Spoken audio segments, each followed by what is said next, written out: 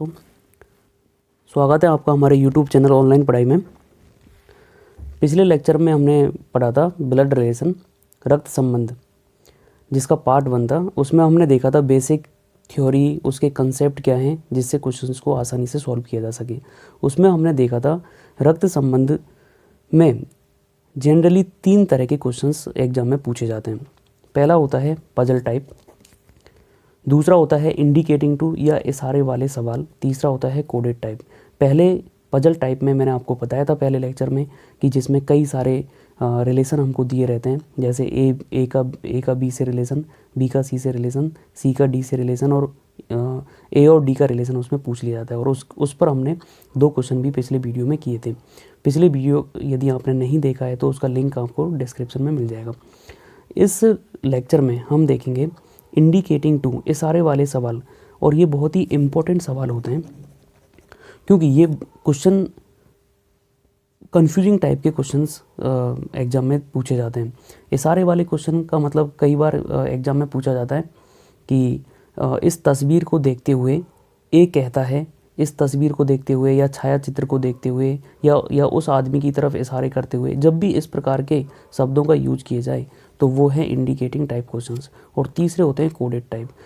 तो इस वीडियो में हम बेसिकली इंडिकेटिंग टाइप या इशारे वाले क्वेश्चंस पे ही हम फोकस करेंगे। नेक्स्ट वीडियो में हम कोडेड टाइप पर भी क्वेश्चन सॉल्व करेंगे। इंडिकेटिंग टू या इशारे वाले सवालों को सॉल्व करने के लिए एक आसान तरीका है। उस ट्रिक को यदि आप एक बार समझ जाते हैं तो इन क्वेश्चंस को सॉल्व करने में बहुत ही कम टाइम लगेगा। ट्रिक्स है कि जब भी इन क्वेश्चंस में मैं या मेरे लिखा जाए, उसका मतलब आपको समझना है कि कहने वाला, यानी जो उस क्वेश्चन में बात कर रहा है उसका मतलब है कहने वाला। ये और यह, वह, इसका, उसका, इस टाइप के यदि वर्ड का यूज किया जाए तो इसका मतलब है जिसकी तरफ इशारा किया जाए। इसका मतलब अभी मैं क्वेश्चन में समझाऊंगा, ये ट्रिक आप अभी देख लीजिए। तीसरी ट्रिक है मैं मेरे से शुरू होता है सरलीकरण, मतलब जो सेंटेंस हमें तोड़ना है, जहाँ पर भी मैं या मेरे लिखा हुआ है वहाँ से हमें क्वेश्चन को तोड़ के और फिर सॉल्व कर रहे हैं। अब ये जो ट्रिक है अभी आपको समझ में नहीं आई होंगी, लेकिन अब जब हम क्वेश्चन सॉल्व करेंगे उनमें हम देखेंगे कि इन ट्रिक्स को किस प्रकार से यूज किया जाए और ब्लड रिलेशन या रक्त संबंध के क्वेश्चनों को विदिन सेकेंड, 1-2 सेकेंड में क्वेश्चन हम सॉल्व कर सकते हैं। देखिए, पहला मैं यहाँ पर एक एग्जाम्पल, एक उदाहरण ले रहा हूँ जो कि आरआरबी एनटीपीसी की एग्ज़ाम में पूछा गया है। तो आप देखिए कि आरआरबी एनटीपीसी एग्ज़ाम में पूछा गया क्वेश्चन कितना सिंपल है। आप 2 सेकंड में इस क्वेश्चन को सॉल्व कर पाएंगे। देखिए, एक चित्र की ओर इशारा करते हुए दिनेश बोला, इसका पिता मेरी माता की इकलौती संतान है, तो वह चित्र किसकी है? ऑप्शन यहाँ पर दिए हुए हैं, दिनेश की, दिनेश के भाई की, दिनेश के पुत्र की, दिनेश के पिता की। देखिए, ये क्वेश्चन बहुत ही ज़्यादा कंफ्यूजिंग होते हैं। यदि आप इन क्वेश्चन में जल्दीबाजी करते हैं बिना समझ के, तो ये क्वेश्चन गलत होने के बहुत ज़्यादा चांस हो जाते हैं इनमें। तो देखिए किस टाइप से इन क्वेश्चनों को सॉल्व करना है, मैं आपको बहुत ही एक सरल ट्रिक यहाँ पर बताने जा रहा हूँ। देखिए, सेंटेंस क्या लिखा हुआ है, इसका पिता मेरी माता की इकलौती संतान है। तो देखिए, जहाँ पर भी मेरी, मैंने अभी एक ट्रिक बताई थी कि जहाँ पर भी मैं या मेरे से शुरू है तो वहाँ पर हम उसको क्या कर लेंगे, ब्रेक कर लेंगे। देखिए, तो यहाँ पर मेरी कहाँ से, यहाँ पे हमने इसको ब्रेक कर लिया। तो देखिए, इसका पिता, एक चित्र की ओर इशारा करते हुए दिनेश बोला, तो ये इसका पिता जो है ये किसके लिए कह रहे हैं, एक चित्र की ओर कह रहे हैं। तो हम ये बोल देंगे इसका पिता मतलब किसका पिता, मतलब वो जो चित्र में जो दिखाई दे रहा है उसका पिता। तो हम लिखेंगे चित्र का पिता। ये बहुत ही इम्पोर्टेंट ट्रिक है। यदि आप इसको एक बार समझ जाते हैं तो ऐसे क्वेश्चन को सॉल्व करने में कभी भी कोई दिक्कत नहीं होगी। इसका पिता मतलब किसके बारे में बोल रहा है, उस चित्र के बारे में, उस चित्र का पिता। और कौन बोल रहा है, दिनेश। तो ऐसे क्वेश्चनों में एक बात और ध्यान रखना है, जो भी आदमी बोलता है, जैसे दिनेश बोला तो दिनेश को मान लीजिए मैं खुद दिनेश हूँ, तो इसका पिता यानी चित्र का पिता। अब यहाँ से देखिए, इस वाक्य को, इस सेंटेंस को सॉल्व करना ही मेन इंपॉर्टेंट है। इसी में बहुत ज़्यादा कन्फ्यूजन होता है। मेरी माता की इकलौती संतान, तो देखो सबसे पहले आप इसको सॉल्व करो। मेरी माता की मतलब दिनेश की माता की। तो यहाँ पर आप लिख लो दिनेश की माता, क्योंकि मेरा मतलब क्या है, दिनेश, क्योंकि यहाँ पे कौन बोल रहा है, दिनेश। तो मेरी माता मतलब दिनेश की माता, दिनेश की माता। उसके बाद आप सॉल्व कीजिए इकलौती संतान। तो दिनेश की माता की इकलौती संतान, तो बताइए दिनेश की माता की इकलौती संतान क्या होगा। भाई मैं अपनी माता का इकलौता संतान हूँ, तो मैं ही तो खुद हुआ ना। तो दिनेश की माता का इकलौता संतान क्या हो जाएगा, दिनेश ही हो जाएगा। तो ये आ जाएगा कौन, दिनेश। तो देखिए, तो क्या बोल रहा है, चित्र का पिता क्या है, इस पूरे वाक्य का मतलब क्या है, दिनेश। चित्र का पिता दिनेश है। तो हम यहाँ से लिख सकते हैं चित्र का पिता दिनेश है। अब आइए आप जो ऑप्शन दिए हुए हैं, तो वह चित्र किसकी है, दिनेश की, दिनेश के भाई की, दिनेश के पुत्र की, दिनेश के पिता की। देखिए चित्र का पिता दिनेश है, यदि चित्र का पिता दिनेश है तो दिनेश का ये क्या लगेगा, पुत्र लगेगा कि नहीं। तो ये चित्र जो है दिनेश का क्या है, पुत्र। तो यहाँ पर आंसर हो जाएगा सी, दिनेश के पुत्र। तो वो चित्र किसका है, दिनेश के पुत्र की। मैं इसको दोबारा रिपीट कर देता हूँ, बहुत ही इंपॉर्टेंट क्वेश्चन है और इस प्रकार के क्वेश्चन एग्जाम में बहुत बार पूछे जाते हैं और बहुत ही आसान क्वेश्चन होते हैं यदि आपको ये ट्रिक समझ में आ जाती है तो। देखिए मैं दोबारा इसको रिपीट कर देता हूँ। इसका पिता, एक चित्र की ओर इशारा करते हुए दिनेश बोला, इसका पिता मेरी माता की इकलौती संतान है। तो देखिए जब भी मैं या मेरी आ जाए वहाँ पर आप उसको सेंटेंस को तोड़ लीजिए, ठीक है। तो इसका पिता अलग हो गया, मेरी माता की इकलौती संतान है, ये अलग हो गया। अब इसका पिता किसके पिता की बात कर रहे हैं, तो देखिए एक चित्र की ओर इशारा करते हुए दिनेश बोला कि, तो इसका पिता मतलब चित्र का पिता, जो चित्र में जो आदमी की फोटो बनी हुई है उसका पिता, चित्र का पिता मेरी माता की इकलौती संतान है, मतलब किसकी माता की, दिनेश की माता की। तो पहले तो आप क्या कीजिए, मेरी माता को यहाँ तक लिखिए। तो मेरी माता मतलब किसकी माता, दिनेश की माता। उसके बाद आइए आगे का, इकलौती संतान। तो दिनेश की माता की इकलौती संतान, तो दिनेश की माँ की इकलौती संतान क्या हो जाएगी, खुद दिनेश होगा। तो ये इस पूरे सेंटेंस का मतलब क्या हो गया, सिर्फ दिनेश। तो चित्र का पिता दिनेश है, चित्र का पिता क्या हो जाएगा, दिनेश। तो जब चित्र का पिता दिनेश है तो दिनेश का चित्र क्या होगा, पुत्र होगा। तो यहाँ पर आंसर हो जाएगा दिनेश के पुत्र। देखिए एक और मैं क्वेश्चन सॉल्व करता हूँ ताकि ये कंसेप्ट समझ में आ जाए। दूसरा क्वेश्चन ये है, सीता की तरफ इशारा करते हुए विनोद ने कहा, वह मेरे पुत्र के दादाजी की पत्नी की इकलौती पुत्रवधू है। तो सीता विनोद से किस प्रकार संबंधित है। बहुत ही इम्पोर्टेंट क्वेश्चंस हैं ये, किसी भी एग्ज़ाम के लिए बहुत ही कंफ्यूजिंग होते हैं, लेकिन यदि आपको ये ट्रिक समझ में आ जाती है तो ऐसे क्वेश्चंस को करने में कोई दिक्कत नहीं होती है।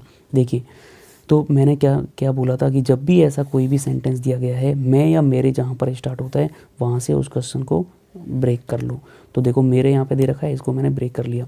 तो अब ध्यान दीजिए, सीता की तरफ इशारा करते हुए विनोद ने कहा, वह मेरे पुत्र के दादाजी की पत्नी की इकलौती पुत्रवधू है। अब मैंने आपको स्टार्टिंग में ट्रिक बताई थी।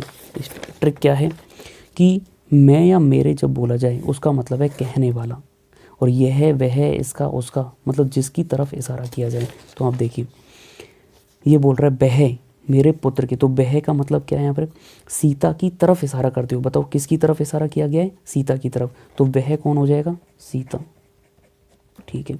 तो ये वह कौन हो गया, सीता। मेरे पुत्र के, तो मैं मेरे, बताओ मैं या मेरे कौन है, कहने वाला, कौन कह रहा है यहाँ पर, विनोद। तो ये मेरे कौन हो जाएगा, विनोद, विनोद। देखिए अब आगे समझिए, तो मेरे पुत्र के मतलब विनोद के पुत्र के, विनोद के पुत्र के दादाजी। तो अब आप इसको सॉल्व करिए। पहले इस क्वेश्चन, इस यहाँ तक के जो वाक्य है इसको आप बनाइए। विनोद के पुत्र के दादाजी, तो बताओ विनोद के पुत्र के दादा क्या कहलाएंगे, विनोद के पापा, विनोद के पिता। ये बात समझ में आ रही होगी आपको। विनोद के पुत्र के दादाजी, यानी हम ये कह सकते हैं ना कि हमारे पुत्र के दादाजी क्या होंगे, हमारे पिता ही तो होंगे। तो विनोद के पुत्र के दादाजी क्या होंगे, विनोद के पिता। ये यहाँ तक वाक्य खत्म हो गया। अब हम आगे करते हैं, विनोद के पिता की पत्नी। अब इस यहाँ पर आइए, विनोद के पिता की पत्नी। तो बताओ मेरे पिता की पत्नी क्या होगी, मेरी माँ होगी, मतलब विनोद के पिता की पत्नी क्या होगी, विनोद की माँ। अब ये वाक्य खत्म हो गया। अब हम आते हैं इस पे, विनोद की माँ की इकलौती पुत्र वधू है। मतलब इसका मतलब क्या हो गया, विनोद की माँ। फिर आगे हम पढ़िए, विनोद की माँ की इकलौती पुत्र वधू है। तो बताइए, विनोद की माँ की इकलौती पुत्र वधू, यदि मैं बोलता हूँ कि मेरी माँ की इकलौती पुत्र वधू, मतलब वाइफ हो गई, यानी विनोद की माँ की बहू है। इसका मतलब क्या हो, विनोद की वाइफ हो गई कि नहीं, विनोद की वाइफ या पत्नी बोल सकते हैं। तो बताइए, अब इस सेंटेंस को आप जोड़ दीजिए, सीता विनोद की वाइफ है। बस इस पूरे का मतलब, आप यहाँ गौर से देखिए, इस पूरे वाक्य का मतलब, मेरे पुत्र के दादाजी की पत्नी की इकलौती पुत्र वधू, इस पूरे का मतलब क्या हो गया, विनोद की वाइफ है। अब आप इस सेंटेंस को दोबारा जोड़ दीजिए, सीता विनोद के, आप इस सेंटेंस को दोबारा से जोड़ दीजिए। कैसे, सीता विनोद की वाइफ है। तो क्या क्वेश्चन क्या पूछा गया है, तो सीता विनोद से किस प्रकार संबंधित है। तो बताइए, सीता विनोद की क्या हो गई, वाइफ, वाइफ मतलब पत्नी। तो इसमें आंसर क्या आ जाएगा, डी। एक और क्वेश्चन हम सॉल्व करते हैं। एक स्त्री का परिचय देते हुए एक व्यक्ति बोला, बहुत ही इंपॉर्टेंट क्वेश्चन है। एक स्त्री का परिचय देते हुए एक व्यक्ति बोला, उसकी माता मेरी सास की इकलौती पुत्री है। तो देखिए, मैंने क्या बोला था, जब भी मैं या मेरे से चालू हो, मैं, मेरी, मेरे से चालू हो, वहाँ पर हम सेंटेंस को क्या कर लेंगे, ब्रेक कर लेंगे। ठीक है। अब देखिए, फिर मैंने आपको ट्रिक में बताया था, मैं या मेरे कौन होता है, कहने वाला। तो बताइए यहाँ पर कौन कह रहा है, एक स्त्री का परिचय देते हुए व्यक्ति बोला, तो यहाँ पर मेरा मतलब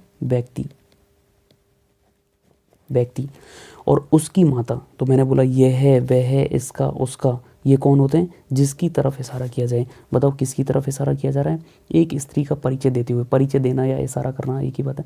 एक स्त्री का परिचय देते हुए, तो उसकी माता मतलब क्या हो गया, स्त्री की माता। ठीक है। अब आप, जो मैंने आपको ट्रिक, जो आपको मैंने तरीका बताया था, उस तरीके से आप इस वाक्य को सॉल्व करें, सेंटेंस को सॉल्व करें। तो बताइए, मेरी सास की इकलौती पुत्री, मेरी कौन है यहाँ पे, व्यक्ति। तो व्यक्ति की सास, अब पहले आप इसको, व्यक्ति की सास की इकलौती पुत्री। बताइए, मेरी सास की पुत्री जो होगी वो मेरी क्या होगी, वाइफ होगी। यानी इस पूरे सेंटेंस का मतलब क्या हो गया, पूरे सेंटेंस का मतलब हो गया वाइफ, व्यक्ति की वाइफ, मेरी सास की इकलौती पुत्री, यानी व्यक्ति की सास की इकलौती पुत्री क्या हो जाएगी, व्यक्ति की वाइफ। और अब इस सेंटेंस को पूरा जोड़ दीजिए। बस इस पूरे सेंटेंस का मतलब ये था, और इन पूरे दोनों सेंटेंस को आप जोड़ देंगे, दोनों वाक्य को जोड़ देंगे, तो क्या कहलाएगा, स्त्री की माता व्यक्ति की वाइफ है। तो बताइए, स्त्री की माता व्यक्ति की वाइफ है, इसका मतलब क्या हुआ, ये जो व्यक्ति है वो इस स्त्री का क्या हो जाएगा, पिता हो जाएगा कि नहीं। भाई, स्त्री की माता व्यक्ति की वाइफ है, इसका मतलब क्या हो जाएगा, स्त्री जो है, ये व्यक्ति जो है स्त्री का पिता है। तो क्या पूछा है, उस व्यक्ति का उस स्त्री से क्या नाता है। तो बताओ, ये स्त्री का पिता कौन है, व्यक्ति। इसका मतलब इस व्यक्ति की ये क्या लगेगी, बेटी, यानी क्या हो जाएगा, सॉरी, उस व्यक्ति का उस स्त्री से क्या नाता है। तो बताइए, ये व्यक्ति जो है स्त्री का क्या है, पिता। तो ऑप्शन दिया हुआ है पिता, तो इसका आंसर हो जाएगा पिता। देखिए, हमने जो है ब्लड रिलेशन के जो दूसरा जो टाइप होता है, इंडिकेटिंग या इशारा करते हुए, इसमें हमने 3 क्वेश्चन सॉल्व किए हैं। आप और भी क्वेश्चन सॉल्व कीजिए, आप कई सारी बुक्स होती हैं, उनसे आप प्रैक्टिस कर सकते हैं क्वेश्चंस की। यदि आपको कोई भी डाउट आता है तो आप कमेंट बॉक्स में लिख सकते हैं, और यदि किसी रीजनिंग या मैथ्स के टॉपिक में आपको दिक्कत है तो वो भी आप कमेंट में लिख सकते हैं, मैं उस पर एक अलग से वीडियो बनाऊंगा। और रीजनिंग के कई वीडियो आपको आगे भी देखने को मिलेंगे, और उसके लिए आपको ऑनलाइन एक हमारा चैनल है ऑनलाइन पढ़ाई, जिसको आपको जाके लाइक करना है, सब्सक्राइब करना है। आप सब्सक्राइब करने से आपको ये फ़ायदा हो जाएगा कि जब भी मैं कोई वीडियो डालूंगा तो वो वीडियो आपको तुरंत नोटिफाई करेगा, और आप उस वीडियो को सबसे पहले देख सकते हैं। Thank you so much.